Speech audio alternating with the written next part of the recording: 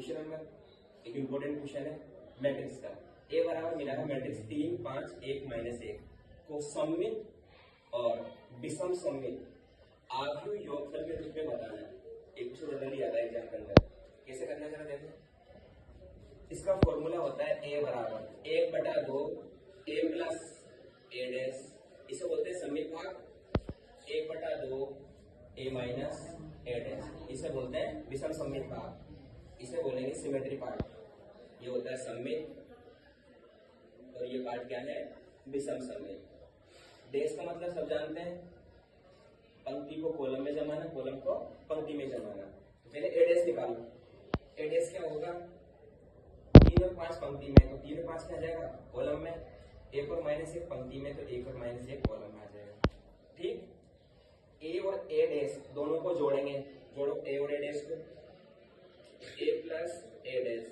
ए कितना है 3 5 1 -1, ए डैश कितना है 3 1 5 -1, इन दोनों को जोड़ो। 3 + 3 6, 5 + 1 6,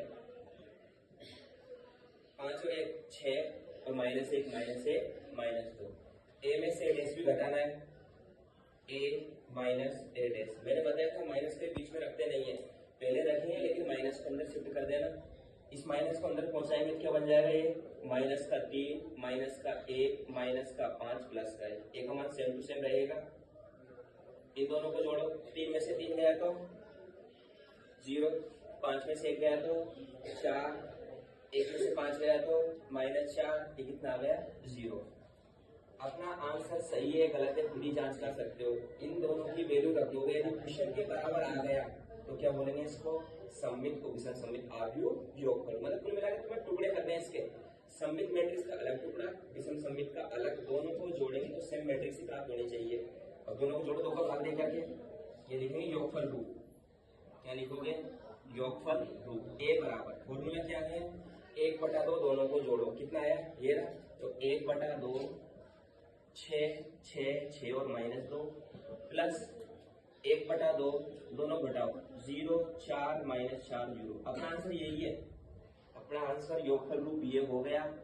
किसी को आगे बढ़ाना हो तो ए सेम टू सेम आ जाएगा तो सही है, अन्यथा गलत है। 2 का भाग दो, इसमें कितना आएगा 3 3 3 -1 0 2 -2 0। जरा दोनों को जोड़ना, 3 + 0 3 3 + 2 5, 3 में से 2 गया तो 1 -1, बताओ सेम टू सेम आ गया।